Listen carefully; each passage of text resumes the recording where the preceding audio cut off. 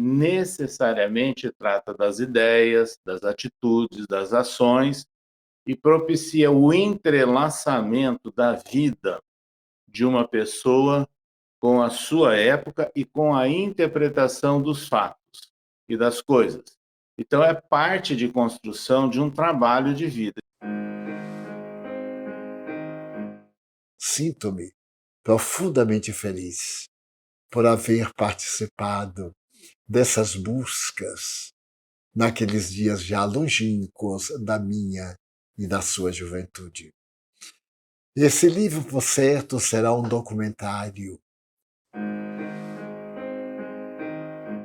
Principalmente, eu diria que a cereja em cima do bolo da obra é os bastidores do espiritismo.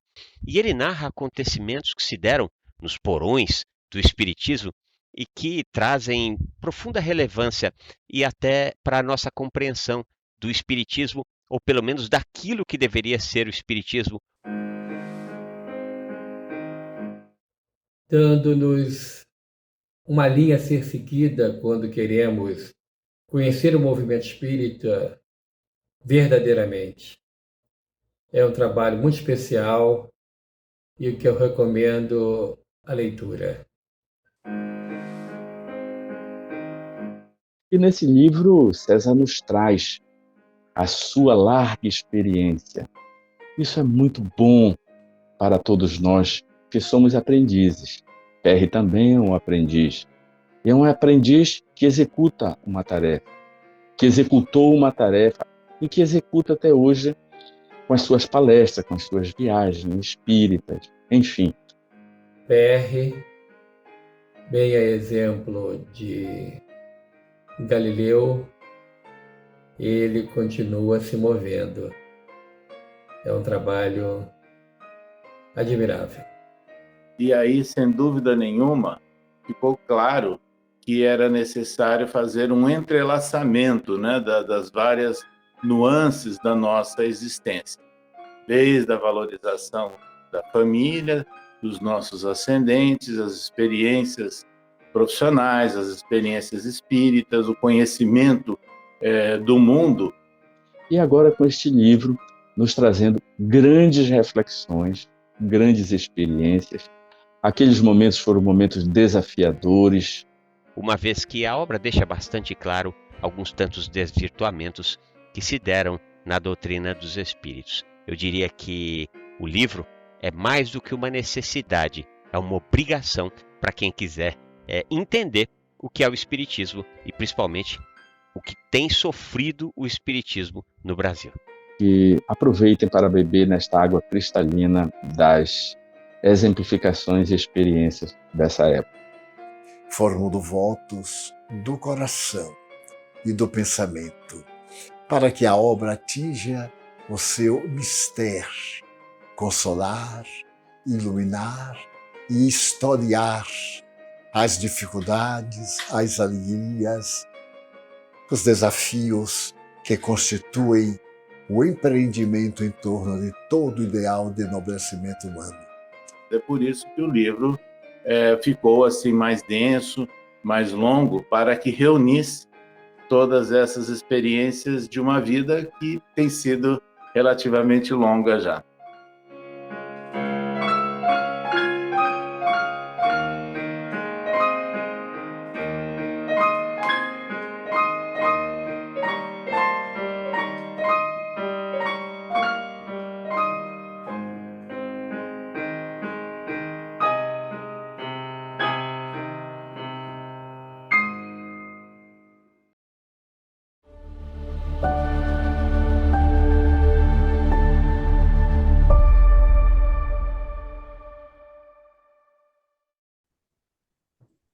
Bem, meus queridos amigos e irmãos, muito boa noite.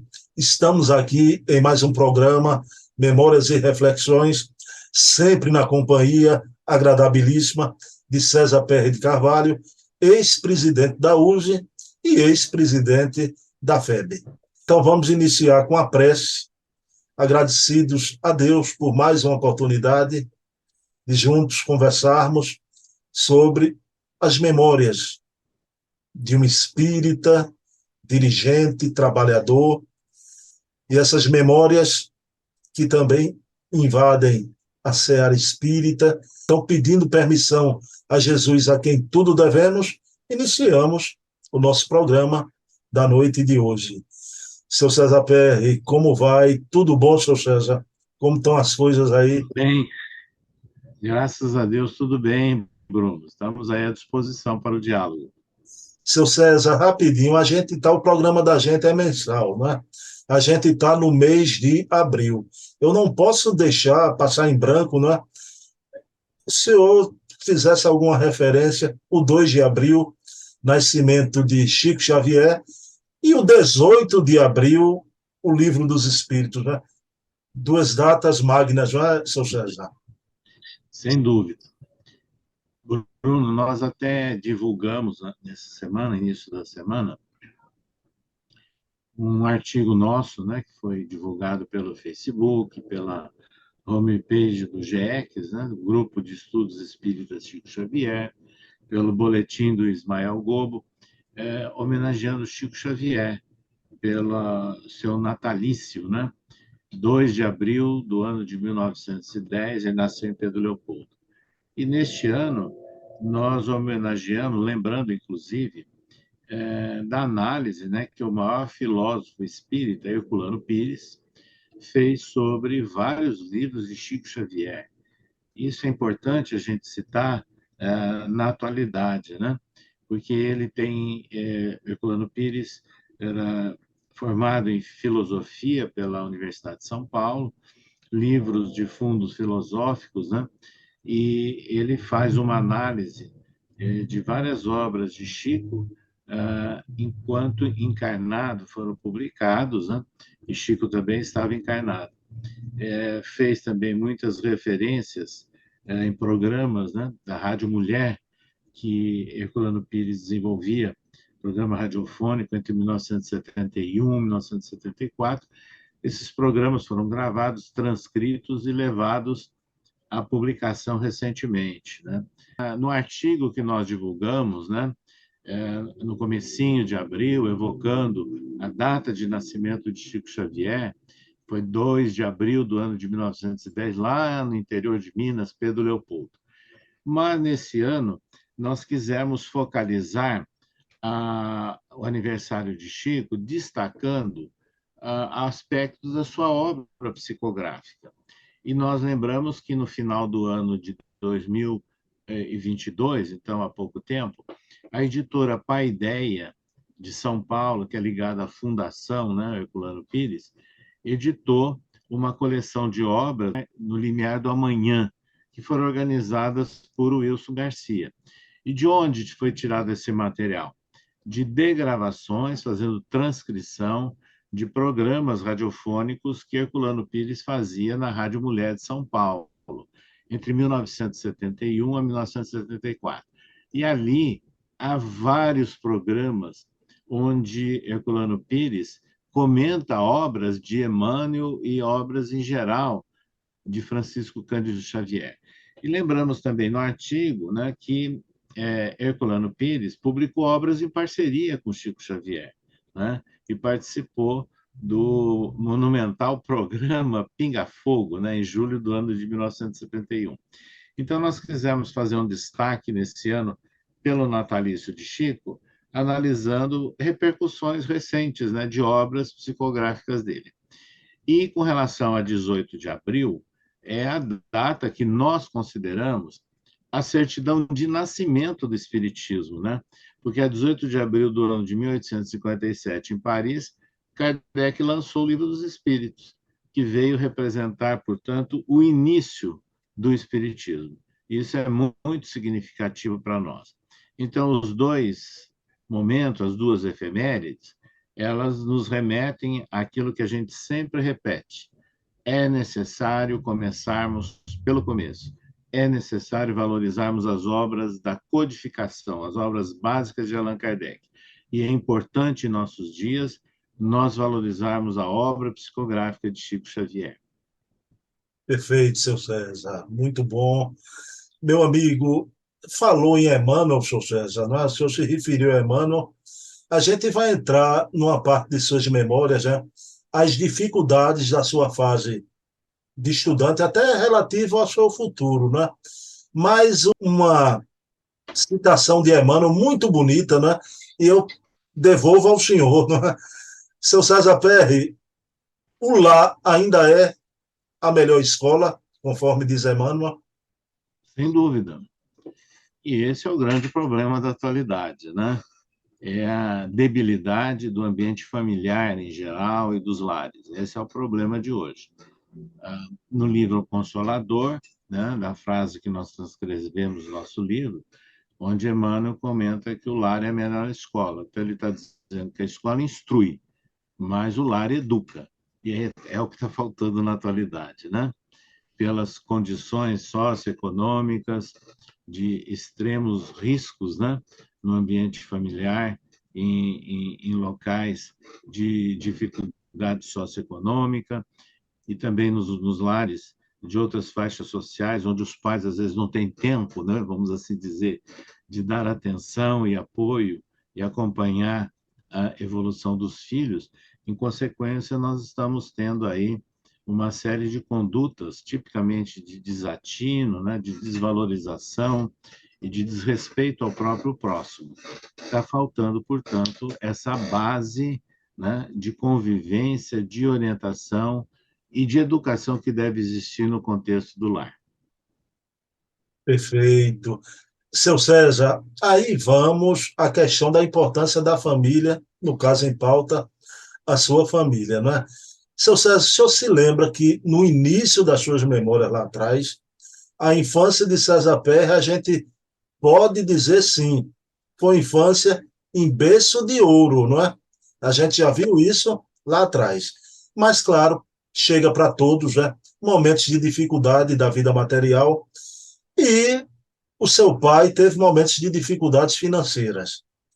Nos idos de 1960, né, essas dificuldades pôs em dúvida até o futuro, né, do jovem César Perry, né, do estudante César Perry.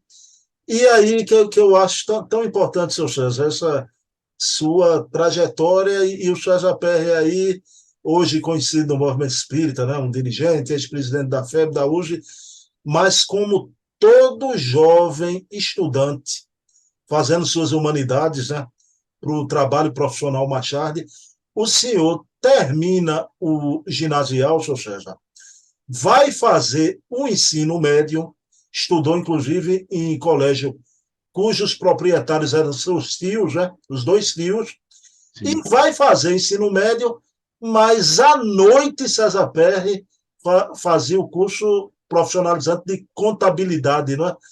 Conte-nos sobre esse período. Então, pela nossa tendência, né, pelo nosso apego ao estudo, né, que era uma característica desde a infância, nós buscamos frequentar no chamado ensino médio o curso que na época era chamado de científico, né? Que eram 3 anos onde nós estudávamos matérias, né, vinculadas à ciência e, obviamente, preparando para vestibular. Então, ele não dava nenhuma formação profissional. E, no contexto da família, havendo, portanto, essa preocupação quanto ao futuro, houve, inclusive, a recomendação e até uma insistência para que, simultaneamente, nós cursássemos à noite o curso técnico de contabilidade. Então, nós, durante 3 anos, de manhã, frequentávamos o curso científico na escola pública de Araçatuba, que era uma escola de renome, e à noite frequentávamos o curso técnico de contabilidade. E há mais um detalhe, né, da característica da época, do contexto daqueles momentos. Nós também fizemos o curso de datilografia e obtivemos o diploma de datilografia, que era uma exigência na época, né, para muitas atividades profissionais. Então, com isso, nós estávamos nos preparando para 2 caminhos, para duas eventualidades, né, profissionais para o futuro. Bom, Aí vem uma questão também, seu César, que seus tios já, a família era esportista, seus tios gostavam de esporte, mas o sobrinho foi uma decepção, né? Porque não gostava de esporte, não torcia por time nenhum, mas mesmo assim, nas aulas de educação física, o César Perry escolheu o beisebol, né?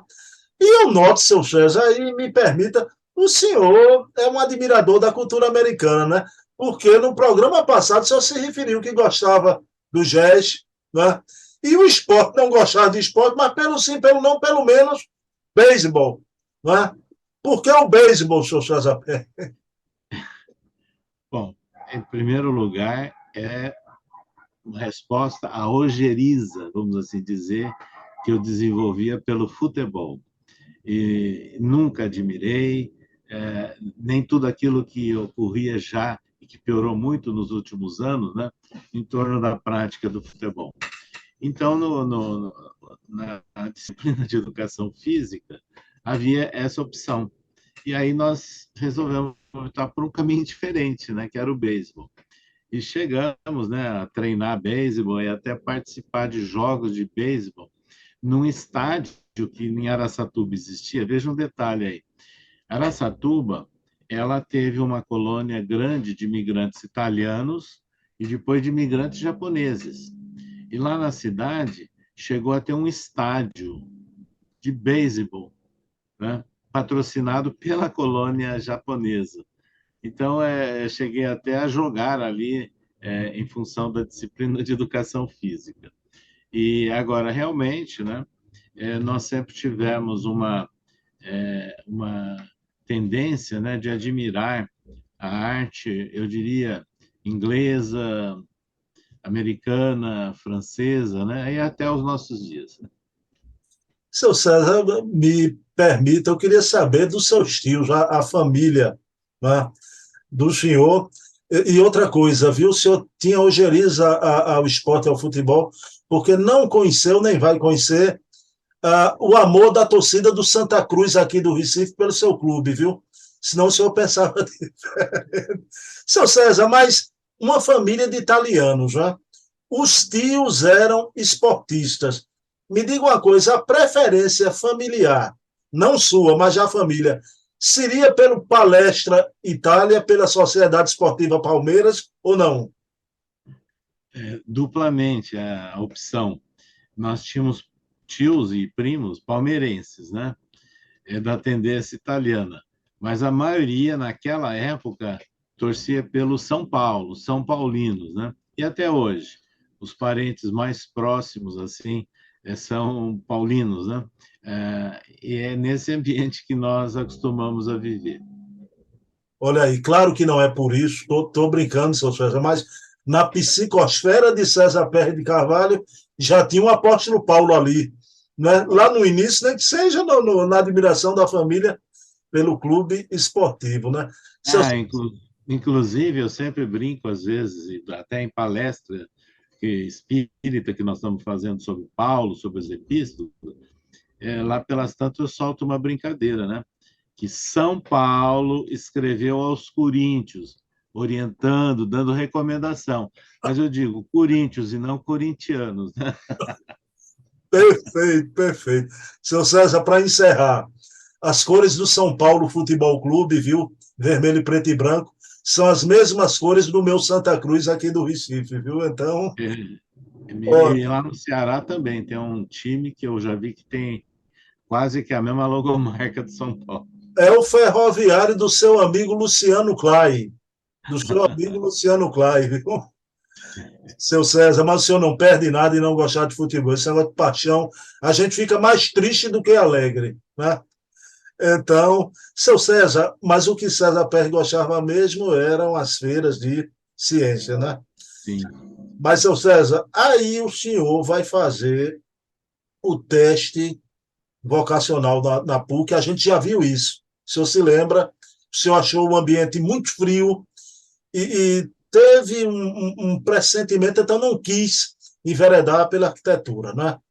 E foi fazer odontologia, e o que lhe encantou na odontologia, E aí, seu César, as pessoas podem achar, César Perry não gostava de esporte, de futebol, seu César Perry era frio, né? Ao contrário, porque seu César não quis arquitetura por achar um ambiente frio, mas já a odontologia lhe atraiu por causa exatamente do humanismo da odontologia, não é, seu César? Sim, aí tem duas questões. Você falou do nosso interesse pelas feiras de ciências, né? Que na época era um momento assim culminante, né? Nas escolas, as chamadas feiras de ciências. E no ano de 64, 65, ou seja, eu estava no segundo e terceiro ano do curso científico, né? E participando ativamente desses eventos, eu fui o autor da logomarca de uma feira de ciências, lá do nosso Instituto de Educação. Isso mostra que eu tinha também essa tendência, né, de criatividade artística. E com relação depois à opção pela odonto, nós tivemos um interesse muito grande, né, porque aí nós começamos a nos direcionar diretamente para o contato com pessoas, né? As suas dificuldades, as suas dores, as suas aflições. Isso no contexto ligado à saúde em geral e à prática especificamente da odontologia. E no futuro, né, quando nós vamos a desenvolver o magistério superior e atuando como professor de odontologia, é, toda a trajetória que nós desenvolvemos nesse ensino, ela tinha uma grande pitada, vamos assim dizer, humanística, né? E já de influência espírita, pela nossa afinidade, né? Com as questões que nós estudamos no espiritismo. Então, só anos e anos depois que eu atinei que aquele teste vocacional que eu fiz na PUC do Rio de Janeiro, né? Antes de fazer o vestibular, que mostrou uma tendência predominante para a área humanística, ela se concretizou, mas por um caminho que eu nem imaginava, né? Porque a partir de metade da minha carreira universitária, eu vim me dedicar muito ao ensino da odontologia, à humanização da prática odontológica, e aí fica claro, né? A influência humanística que eu já havia conhecido e convivido dentro do movimento espírita. Seu César, aí vem um capítulo que eu sou mais jovem que o senhor um pouco, né? Por pressão da sua família, né? O senhor foi fazer o concurso do Banco do Brasil. Seu César, eu me lembro, eu estou com 57 anos, já há 30 anos atrás, eu acho que na sua época também, o Banco do Brasil era um empregão, né? Era um empregão. E o César Perry, claro, o César Perry, muito estudioso, passa no concurso do Banco do Brasil e era costume, era hábito, né, de mandarem os novos funcionários para longe, né? Eu tenho um amigo, foi para Princesa Isabel, interior da Paraíba. O César Perry foi mandado para Cuiabá, ia trabalhar no Banco do Brasil em Cuiabá, mas o César Perry não quis, não é, o emprego, que era um empregão do Banco do Brasil. Por que, César Perry? Você tocou num assunto interessante. Naquela época, né, anos 1960, o Banco do Brasil ele era uma culminância em termos de emprego público, vamos assim dizer, né? O gerente do Banco do Brasil era uma autoridade nas cidades do interior, né? Era muito considerado. Então, nós prestamos o concurso em meados, né, do ano que nós estávamos fazendo a última série, né, do curso colegial. No fim do ano veio o resultado de aprovado, e no mês de fevereiro do ano seguinte, já veio a designação para nós assumirmos, né, um cargo no Banco do Brasil na cidade de Cuiabá. Mas naquele momento nós tínhamos sido já aprovado no vestibular de odontologia. Aí a gente tinha que fazer opção. Ou eu seguia o curso de odontologia, ou eu ia para Cuiabá para assumir o cargo de Banco do Brasil. E nessa altura predominou a minha intuição, vamos assim dizer, e a minha predileção com relação ao futuro, né? e nós descartamos e desistimos de assumir o cargo no Banco do Brasil e fomos frequentar a faculdade de odontologia. Eu vou lhe perguntar isso porque a gente já viu, era um momento também de dificuldade financeira da família, né? Foi uma decisão difícil ou não foi, seu César? Deixar o emprego do Banco do Brasil? Olha, é, não foi difícil, não, porque predominou naquela altura a nossa tendência, a nossa visão, né, com relação àquilo que a gente achava que realmente ia preencher mais a nossa vida, e aí, evidentemente, que nós contamos com o apoio, né, dos nossos genitores, principalmente da nossa mãe, que estava ali mais naquela época, né, mais perto, né, do apoio aos filhos, e foi uma decisão importante, mas ela foi compreendida. Bom, aí, mas também, né, uma coisa importante, o César Perry vai fazer a faculdade de farmácia e odontologia em Araçatuba, o que ajudou sobremaneira também os gastos de Dona Bebé, não é? Os gastos da família. César Perry, mas aí o César Perry vai se dedicar à cirurgia oral, não é? Por que a cirurgia oral? Olha, nós tínhamos, desde o início do curso de odontologia, muito contato com um tio nosso que era médico na cidade do Rio de Janeiro, Norival Perry Chefali, e que depois desencarnou. Nós temos até livro, né, em parceria com ele em espírito, e o médio Divaldo Pereira Franco, que é Em Louvor à Vida. Então, a gente, naquela oportunidade, como estudante de odontologia, ele, no período de férias minha, ou feriado, que eu ia muito ao Rio de Janeiro, ele nos levava para acompanhá-lo em hospital, onde ele dava atendimento, principalmente o Instituto Nacional do Câncer do Rio de Janeiro, visitas, né, familiares, que era comum, né, os chamados médicos naquela época. Então, congressos, né, de medicina. Então, eu fui tendo assim uma visão sempre da saúde num contexto geral, e na odontologia eu fui direcionando esse meu interesse, não apenas como muitos imaginavam na época, de odontologia no passado como arte, odontologia apenas com aspecto de estética, não. Nós começamos a nos preocupar com a saúde. E nós encontramos, né, em várias disciplinas básicas do curso de odontologia, algo que atendeu a esse nosso interesse.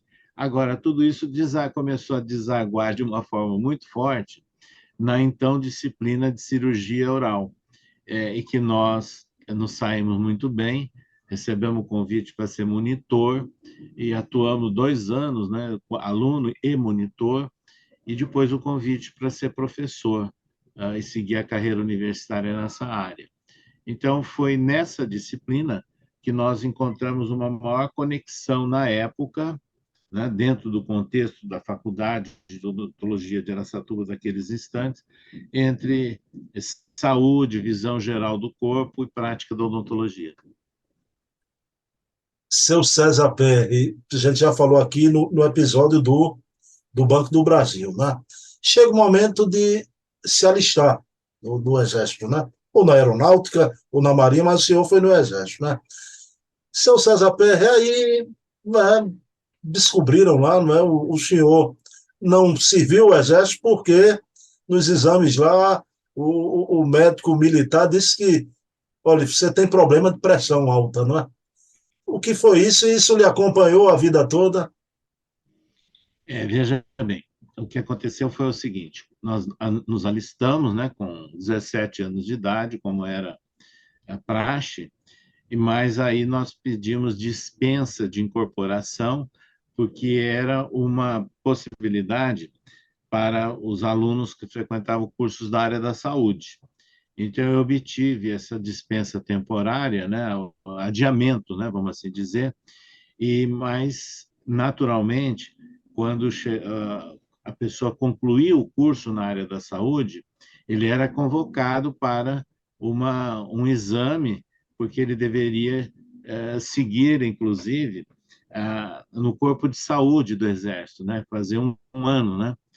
No corpo de saúde do Exército.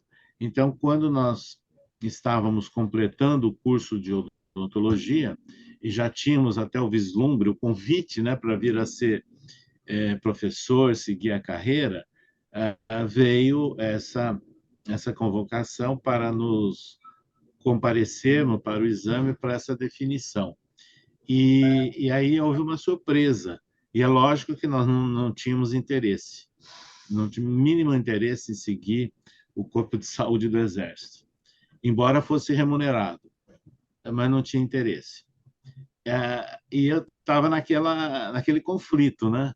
E, de repente, quando foi o dia do exame médico, veio um capitão do Exército, médico, né? De uma outra cidade, e, ao nos examinar, detectou que nós estávamos com pressão alta. E aí ele estava nos dispensando. Quer dizer, foi uma surpresa.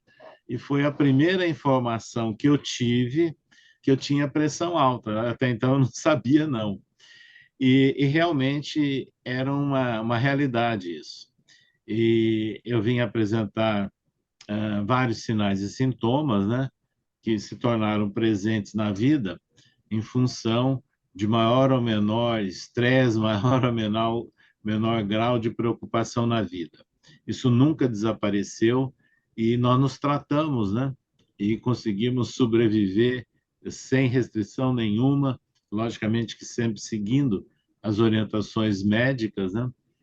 Durante toda a nossa existência. Seu César, eu vou usar uma expressão católica, né? Ave Maria, o senhor falando devido ao estresse, eu imagino o César Perry, presidente da USE e da FEB, os problemas do movimento espírita, meu Deus, né? Meu amigo, seu César, aí todas as memórias de seu César, todo programa desse, mesmo quando a gente aborda a questão familiar, questão dos estudos, não tem jeito. Sempre, nesse início, tangenciamos, né, algo do movimento espírita, né? O César Perry, da faculdade, César Perry vai ser presidente de diretório acadêmico. Tá? Presidente de diretório acadêmico. E, por essa época, ele recebe o convite do autoproclamado Movimento Universitário Espírita, né? Que a gente já se referiu aqui, mas o senhor declina do convite por não concordar, né, com as ideias antidoutrinárias, né? Que ideias antidoutrinárias eram essas naquele momento e que o senhor ponderadamente declina? Então, o chamado Movimento Universitário Espírita, o MUI, né, surgiu em Campinas, né, no interior de São Paulo, uma cidade universitária, e eles entraram em contato na época, faziam muita divulgação, obviamente que se antepondo, inclusive, né, ao regime militar presente, vigente no país naqueles momentos. Mas a questão doutrinária era o seguinte: eles pensavam, tiravam uma frase isolada de algum livro espírita, de Emmanuel, de André Luiz, não é? E depois davam uma interpretação marxista. Era isso que eles faziam. E nós percebemos, eles tinham um jornalzinho, né, que era editado, mimeografado, e nós percebemos tudo isso e não aceitamos, né, essa vinculação com o chamado movimento universitário espírita, que nós achamos que era absolutamente inoportuno, inadequado, né, você tirar frases de obras espíritas, desvinculando de um contexto, né, e direcionando para uma interpretação ideológica completamente diferente. Seu César, aí me permita, eu vou fazer a pergunta, aí sim, ao ex-presidente da USE e da FEB, né? Um homem que trata de assuntos, né? Assuntos tremendos, né, do movimento espírita durante a vida toda, né? Assuntos difíceis, áridos. Seu César, hoje eu tenho a impressão que está pior do que naquela época da questão marxista apenas, né? Porque está adentrando o movimento, né? Toda essa pauta identitária. E claro que todos nós, aliás, desde Kardec, o Livro dos Espíritos, Escravidão, né? Todo espírita ele não é racista. A gente abomina o racismo. Uma coisa é uma coisa, outra coisa é outra coisa. Mas, seu César, então essa pauta identitária toda que vem por aí, então um grupo, aí eu vou usar a mesma expressão de antigamente do MUI, né? Autoproclamado Movimento Coletivo de Esquerda. Eu acho isso muito bom, porque parece que a autoria se esconde através do movimento coletivo, né? Lançou uma obra recentemente, que o senhor acompanhou, foi, né, causou uma impressão imensa no movimento espírita, o Evangelho segundo o Espiritismo antirracista. Inclusive, o senhor citou o Wilson Garcia, eu vi ele numa entrevista, ele foi muito feliz. Não é só o texto, mas a coisa que a gente sabe hoje da imagética, a infelicidade até da capa da obra, não é? Seu César, como é que César Pérez de Carvalho vê essas questões tão intricadas, porque é uma adulteração da obra de Kardec, não é, seu César? Tem dois aspectos aí, Bruno. Primeiro, é realmente uma adulteração da obra de Kardec. Veja bem, eu não encontro na história da literatura em geral, fora do movimento espírita, ninguém reescrevendo obras de Diderot, d'Alembert, reescrevendo obras de Guerra Junqueiro, em vários literatos, né? O Príncipe, né, de Maquiavel, ninguém alterando o conteúdo da obra. Isso é que é importante. De repente, no movimento espírita, não é apenas esse grupo, não. Em várias outras situações, nós temos notado o seguinte: tradutores alterando interpretação, fazendo interpretação do texto, em vez de se restringir à tradução. E outros alterando até trechos de versículos, epígrafes, né, de obras, não de acordo com o original, o que pode alterar o sentido do comentário seguinte. Então, nós temos que lembrar que uma obra, mesmo ela estando no domínio público, no caso do Brasil e grande parte dos países, 70 anos após a morte do autor, então a obra de Kardec está no domínio público. Mas existe o direito moral, que é reconhecido, inclusive, por um evento internacional de Berna. Né? Direito moral, você não pode alterar uma obra. O que você pode fazer, se quiser, numa editora, é fazer notas de rodapé, mas não alterar o sentido da obra. Então, esse é uma visão. Então, é uma adulteração. O outro aspecto é o aspecto doutrinário. No aspecto doutrinário, o que nós estamos assistindo também é uma deturpação absurda, vamos assim dizer. Porque se nós buscarmos todo o contexto da obra de Allan Kardec, evidentemente que ele não é racista. E não é essa a proposta do Espiritismo. Então, não confere, né, com isso. E os trechos que eles colocam, que eles citam, também é algo que é analisado fora do contexto, do geral, né, o tal do pensamento de trechos. E tem um outro aspecto aí que nós temos que levar em consideração, quando essa história de que Kardec, ou que há racismo nas obras espíritas. Veja bem, no ano de 2006, 2007, mais ou menos, um promotor público da Bahia entrou com um processo pedindo que fosse suspensa a edição e circulação do livro Obras Póstumas, que tem o nome de Kardec, mas não foi feito por Kardec. O livro Obras Póstumas foi lançado em 1890, organizado por Pierre Gaëtan Lemarie, e que usou trechos de obras de Kardec e da Revista Espírita e outros textos que não estão na Revista Espírita e nem estão também nas obras de Kardec. E aí vem aquela história que deu origem ao racismo.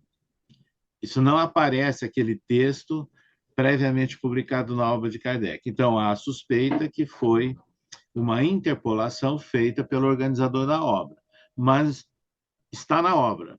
Obras póstumas, da forma como ela é editada ou lançada por diversas editoras brasileiras. Então, aquela denúncia, né, aquele processo que foi iniciado, geraram aí muitas polêmicas, muitas reuniões, e, finalmente, se chegou a um ataque, termo de ajustamento de conduta, e que foi assinado por várias editoras espíritas brasileiras, inclusive a própria FEB, todos que editavam o livro Obras Póstumas. Então, eles teriam a liberação para editar obras póstumas, colocando esse ataque como uma nota de rodapé, que aparece. Então, isso foi resolvido naquela oportunidade. Agora, o que está havendo no instante, que você citou aí, e a gente vê pela circulação da internet e tudo mais, as várias formas midiáticas hoje disponíveis, e que há um exagero, né, e um extremismo absurdo no Brasil em geral. Não é só no movimento espírita, não. Existe no Brasil, eu diria, uma deturpação terrível, um retrocesso, essa mistura de política partidária com religião. Foi isso que o mundo demorou para tentar se libertar do controle do Vaticano, né, que sempre exerceu o poder religioso relacionado com o poder político, né, em diversos países, inclusive no Brasil, e que não é hoje assegurado pela Constituição brasileira, que é laica, que dá direito, então, a todas as religiões de igual forma, e não privilegia nenhuma religião. Então, é isso que nós temos que considerar. Então, né, a propósito disso, nós não concordamos e, em absoluto, achamos uma deturpação, um grave erro doutrinário, isso que estão fazendo, utilizando aí essas publicações aí que alteram, né, a forma e o conteúdo e a interpretação das obras de Kardec. Seu César, lá atrás, a gente sabe, isso é de domínio público, né? Aquele episódio do querido Paulo Alves Godoy lá, que suscitou na hora do testemunho de Herculano e Chico, a questão do Evangelho Popular, edição popular, e depois o querido Roque Jacinto fez uma tradução do Evangelho, tirando até a palavra duelo, porque não existia mais duelo. Ora, como não, né? O duelo ainda existe, né? Mas a proposta desse coletivo espírita de esquerda é todas as obras de Kardec. Já está aí os estudos sobre o Livro dos Espíritos, né? E as demais obras, né? Seu César, a pergunta é essa, não se o senhor fosse presidente da FEB, né? Essas grandes instituições, a FEB, a USE, no Brasil inteiro, e o movimento espírita, o que é que podemos fazer? Apenas cruzar os braços e ver a banda passar? Olha, veja bem, eu vi algumas notas de algumas instituições espíritas, assim, muito amorfas, vamos assim dizer, né? Não claras. Mas eu via da USE, por exemplo, da União da Sociedade Espírita de São Paulo, ela foi mais objetiva. Mas ela fez uma nota esclarecendo, né, ao público espírita a inoportunidade dessa deturpação em torno da obra de Kardec. Isso foi distribuído pela internet, está incluído, inclusive, está na página, na homepage da USE de São Paulo, e está no jornal Dirigente Espírita, que é o órgão oficial da USE, agora na edição de março-abril, essa nota. Então, é isso que as instituições devem fazer, o esclarecimento. Não sei, porque eu não sou da área do direito, se caberia alguma ação coletiva, né, de algumas instituições ou de editoras com relação à questão de direito autoral e direito moral. Não sei. E aí é uma outra área que ela tem as suas especificidades, eu não conheço. Tá certo, seu César. Então são tempos que estranham já. Como dizia o ex-ministro lá do STF, Marco Aurélio de Mello, tempos estranhos estamos a viver, né? Mas, seu César, a gente vai encerrar aqui agora esse ciclo da sua vida e é que nem aquelas películas dos grandes filmes, viu, seu César? Final feliz, né? Tem que ter o final feliz E esse ciclo da sua vida, que encerra hoje, eu falo o fim do ciclo, porque nas memórias de César Perry, esse momento é realmente um final de ciclo. A gente viu o menino em berço de ouro, depois as dificuldades financeiras do genitor, mas chega um momento que, graças a Deus, seu César, né? O seu pai vai melhorar de vida, vai ser proprietário de frigorífico em Guarulhos, né? Inclusive, ele tinha um apartamento lá, vinha fim de semana para a família, né? Então, em 1969, o senhor é o orador, né, da cerimônia de formatura, né? Sua formatura. E no Natal, seu César Perry, o senhor vai ter uma grande surpresa, não é? O seu genitor vai lhe presentear com um veículo Volkswagen, né? O popular Fusquinha. Esse foi um momento de alegria, seu César. E que idade o senhor tinha aí em 1969 e ganhou um Fusquinha do pai? Então, dezembro, né, Natal de 1969, eu tinha 21 anos. Tinha ocorrido a cerimônia, né, de formatura, de colação de grau, né, da Faculdade de Odontologia dias antes do Natal, e boa parte dos nossos familiares já estavam em Araçatuba em função da nossa formatura e já também para participarem da comemoração do Natal em família. E a véspera do Natal foi na residência da nossa família, dos nossos pais. E vários familiares lá, né? E na hora daquela tradicional entrega de presentes, eu recebo um pacotinho bem pequeno assim, né? Quando eu abro, era a chave de um carro. Nunca tinha imaginado essa possibilidade. Todo mundo sabia, menos eu, porque o carro estava estacionado ali. A residência dos nossos genitores era de esquina, ele estava na rua lateral. Então, foi uma surpresa, né? E quando chegamos lá, era o popular Fusquinha, né? O Volkswagen, e todo equipado, né? Até com o chamado farol de milha, né? Que na época era um modismo, né? Extremo. Então, foi uma grande surpresa, nunca tínhamos imaginado isso. Seu César, me diga uma coisa, o senhor hoje em dia gosta de dirigir ainda? Dirige? Gostar, eu diria que não. Hoje eu prefiro ser conduzido e olhando a paisagem sem maiores preocupações. Mas ainda, havendo necessidade, eu dirijo. Ok, seu César, eu adoro dirigir, viu? A gente sente autonomia, pelo menos isso. Em parte, né, seu César? Em parte, com trânsito desse. Seu César, gratidão, né? Que momento, né? Tão momentos lindos aí, né? Da sua vida, da sua passagem. E fica aqui, seu César, numa família de São Paulino, viu? São Paulo escreveu aos Coríntios, dizendo: obedeçam, né? Tenham disciplina, né? Essa parte foi muito engraçada, seu César. Meu amigo, gratidão. A gente vai continuar o novo ciclo de vida de César Perry para o mês, né? Então, imperdível, né? Seu César, o senhor faz a prece final? Sem dúvida. Então, vamos agradecer a Deus, aos nossos espíritos familiares e guardiães, ligados à instituição do Bruno, em Recife, aqueles que nos instruíram, que nos acompanham em nossas atividades, inclusive na realização desse programa.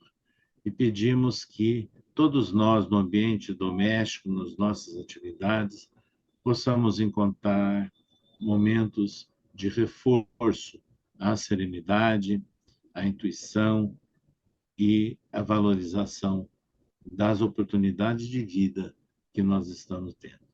E que assim seja. Assim seja. Pessoal, para o mês de maio, segundo sábado, estaremos aqui com memórias e reflexões. Dedico, como sempre, esse programa à minha mãe, Eva Tavares, que se encontra na vida espiritual. Minha mãe, te amo muito e sempre. Seu César, um abraço, um abração. Obrigado, muito obrigado. Só hoje nesse programa me permite, somente hoje, né? Que Deus abençoe também o São Paulo Futebol Clube e o Santa Cruz aqui do Recife. Viu? Paz e bem, seu César. Muita Um paz. abraço a todos, viu?